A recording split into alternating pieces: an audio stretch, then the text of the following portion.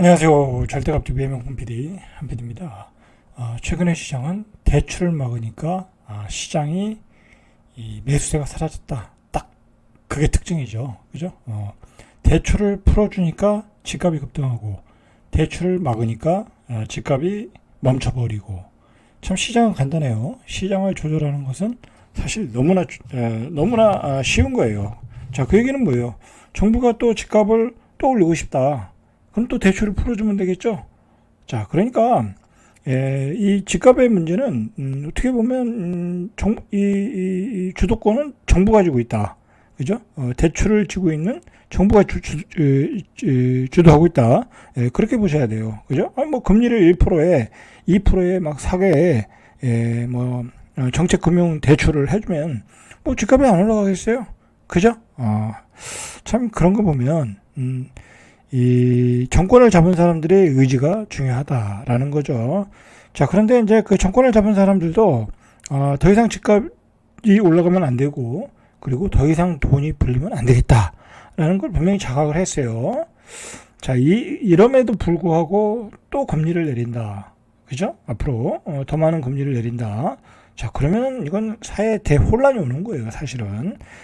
지금 어디서 문제가 터졌냐면, 역시 돈을 많이 푸니까 물가가 폭등했다라는 거죠. 자, 물가가 폭등하니까 사람들이 소비를 안 해요. 그죠? 소비할 돈이 없어. 그리고 또 집을 영끌해서 샀기 때문에 이자도 많이 내고, 월 300만 원 벌고, 월 400만 원 벌고, 500만 원 버는데, 그 중에 이자가 100만 원에서 150만 원, 많게는 200만 원 나가. 그죠? 500 버는데. 그럼 300 가지고 생활하는데, 그게 쉽지가 않잖아요. 그죠? 아이들 둘이 있는데. 그러니까 소비가 안 되는 거예요. 자, 정부도 그거를 깨달았으면 좋겠다라는 거고. 그리고 이게 이제 핵심 포인트예요. 계속 이야기하는 거지만 이게 요즘 시장의 포인트고, 앞으로의 시장의 뭐랄까요, 흐름을 결정짓는 거야. 그죠? 정부의 의지에 달려 있다. 그러나 정부가 이제는 돈을 풀기가 쉽지 않아졌다. 그래서 아주 어떻게 보면 완전히 대출 시장을 틀어막고 있다. 현재까지는 그렇게 보시면 되고, 그것 때문에 시장이 쌍봉을 치고 끝났다. 그죠? 22년 쌍봉, 24년 쌍봉, 3년 조정, 그리고 24년 다시 쌍봉. 그죠? M자형 쌍봉을 치고 끝났다라는 거죠. 만약에 정부가 거기서 대출을 도와주지 않았으면요, 시장은 고점을 거래하고 새로운 신고가를 만들고 고점을 칠 가능성이 많았어요. 그죠? 새로운 고점을 칠 가능성이 많았고, 그렇게 놔두면 강남은 60억까지 찍었잖아요. 그거 뭐 70억이 될지 80억이 될지 알 수가 없는 거야. 그때 그렇게 되면 뭐 어차피 돈 있는 사람들이 살아 들어오니까. 자, 시장은 그렇게 일단 마무리됐어요. 그죠? 마무리됐다. 여기서 더 가기도 어렵다. 그죠? 이제는 시장이 폭락할 일만 남은 거죠. 그죠? 폭락할 일만 남았어요. 실제로 시장이 지금 폭락을 하고 있어요. 그죠? 대표 단지 같은 데에서 폭락을 하고 있어요. 자, 그걸 오늘 좀 체크해 보자는 거죠. 자, 일단 디딤돌 대출을 한도를 축소했죠. 9억 이하의 집을 살 수 있는 이 대출 한도를 축소하니까 수도권 외곽에 있는 10억 이하의 아파트들, 그죠? 10억 이하의 아파트들, 9억 이하의 아파트들이 가격이 뚝뚝 떨어지고 있다. 뚝뚝 떨어지고 있다라는 거죠. 실제로 디딤돌 대출 한도를 축소한다고 그래요. 이 디딤돌 대출은 연소득 6천만 원, 신혼부부 8,500만 원, 무주택자가 5억 원, 신혼부부는 6억 원 이하의 주택을 매매할 때 최대 2억 5천까지, 신혼부부는 4억까지 해주네요. 그죠? 연 2%, 3% 이렇게 자금을 빌려주는 정책 대출인데, 자, 이 대출 한도도 축소한다고 그래요. 그죠?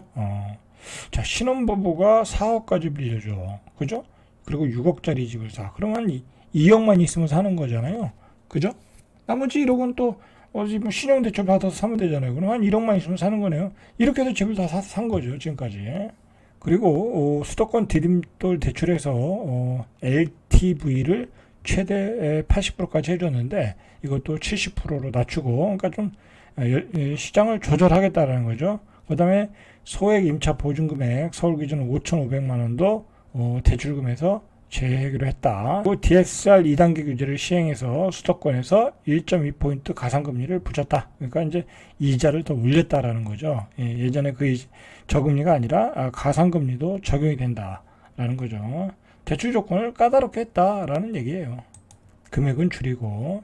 자, 이렇게 하니까 수도권 외곽 단지에서 아파트 가격이 떨어지고 있어요. 자, 경기도 안산시 단원구에 안산 레이크타운 프로지오 84 9평이죠. 지난 7월에 10억 4천. 자, 이분 꼭지 잡은 거죠. 그죠? 꼭지 잡았어요. 안산 같은 데 가서 10억 이상에 사면 이건 뭐 뒤에서 붙어가지고 따라 이 가격을 사줄 사람이 그 뒤로는 없어요.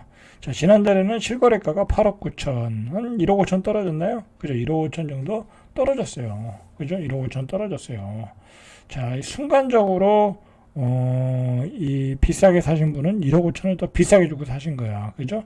자, 이 가격도 방어가 쉽지 않겠죠. 계속해서 대출을 규제하면.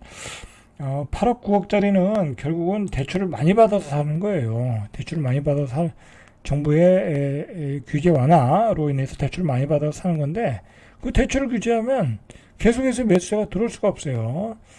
자, 인근의 개업 중개사는 이 대장 단지인가 보죠. 이 동네 레이크타운 프로지오를 제외한 주변 단지 8사는 시세가 5억에서 6억 거래되고 있다. 그 주변 단지는 5억에서 6억인데 그거는 8억 9천, 10억 4천까지 갔던 거예요. 그래서 대출 규제로 대장 단지를 비롯한 일대 분위기가 꺾였다. 여러분, 요즘 시장이 완전히 꺾였어요. 그죠? 매수세가 완전히 사라졌어요. 이 시장이 원래 그래요. 부동산 시장이 뜨거울 때는 개떼같이 몰려오는데 또 안 올 때는 개미 한 마리 안 보여요. 그죠? 지금은 개미 한 마리 안 보이는 때예요. 그죠? 자, 디딤돌 대출까지 축소하니까 주변 단지들이 직격탄을 맞는다. 그러니까 이런 저가 아파트들은 이게 저가라고 봐야죠. 요즘 하도 아파트 가격이 비싸니까 대출을 규제하면 바로 나타나는 거예요. 시장에 나타나는 거예요.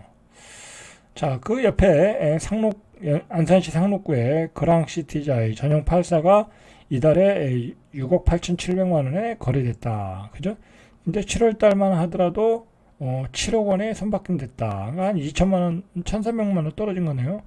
자, 바로 옆에 2차도 6억 8천만 원에 팔렸는데 지난달에 7억 500만 원에 한 2,500만 원이 떨어졌네요. 시세가 다 하락 중이다라는 거예요. 시세가 하락 중인데 거래가 안 돼요. 전체적으로 거래가 안 된다. 그리고 지금 어떻게 여러 가지 이 전반적인 상황이 집을 살 수 있는 상황이 아니에요. 그죠? 부채도 너무 많고, 그죠? 그리고 중요한 거는 시도 때도 없는 구조조정, 그죠? 구조조정. 그래서 제가 계속해서 그 얘기는 다룰